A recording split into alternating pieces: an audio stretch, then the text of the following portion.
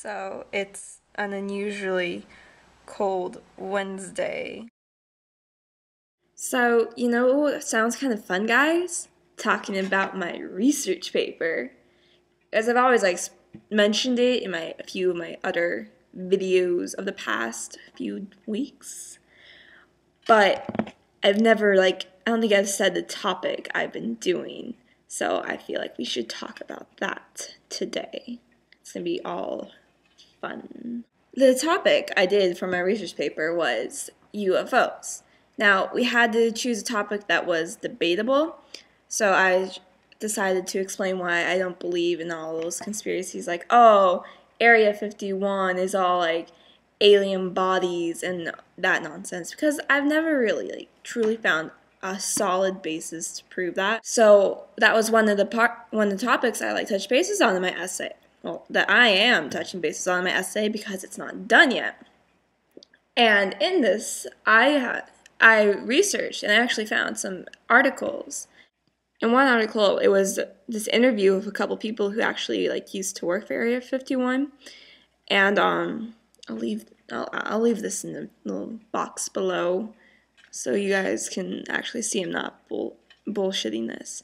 But there was actually this aircraft, and it could fly 3 times the speed of sound, but the problem was it needed a bunch of refueling, and it supposedly didn't look like how a normal aircraft supposedly looked to the general public. It could, and it frequently needed I already said it needed refueling, but because of this, since it looks so odd, many people would see it that weren't supposed to see it, and they'd have to be tracked down by the FBI and be signed secrecy, and be like, oh my god, the FBI signed me to secrecy, blah blah blah blah blah. And there was also another one, because flying saucers, they can fly backwards apparently, and they did do reverse engineering during that time period. There was this Soviet MiG fighter jet, and apparently that could fly backwards. That's pretty cool in my opinion. So that's some insight. So this book right here, back page, this book, it talked about things such as why some of us believe in God more than others, which also relates to the same reason why there are aliens, or why we believe in aliens and UFOs.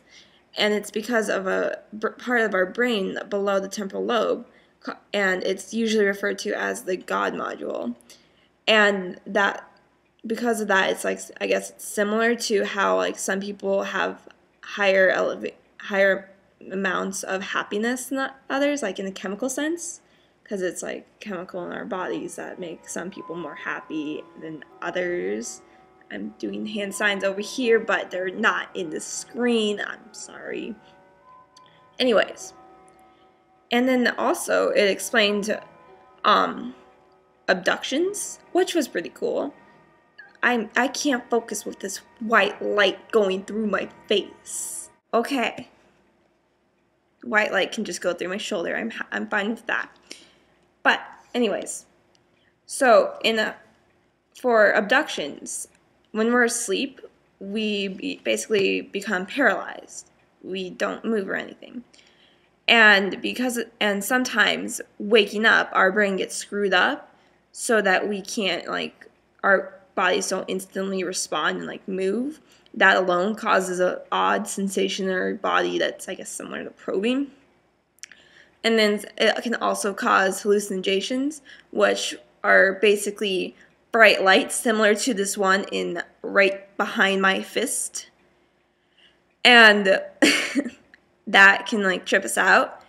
And then it can naturally, our minds are going to go, oh my god, I'm being abducted. And what's the really crazy part is we don't realize that it was just a hallucination. I'm sorry, I can't pronounce that word no matter what I do. But our minds don't realize it was just a false memory. It didn't actually happen. And, I tried explaining this to my mom, and she's like, what about the guy in our state? He said he was abducted by aliens. And I'm like, Mom, I just basically explained what probably happened. There's probably no aliens. Then she went off on her supernatural rant of how she believes in psychics and all that. So that's basically that part of another part of my little research paper that I'm going to be turning in eventually. And then, the rest of my paper is going to be about, like, how easy it is to just fake a UFO picture by a simple way of throwing a disc-shaped object up into the air, snapping that real quick, or being crazy enough to go onto, like, something such as Photoshop and blend it, crop it. Not blend it, really, unless... No, you could blend it, probably. Blur it, anything of that sort. It's just all so easy. And then it's probably similar to making a video of it, too. So that's basically my research paper. I had to make 75 note cards on it with 15 sources, and apparently I'm not using all of them.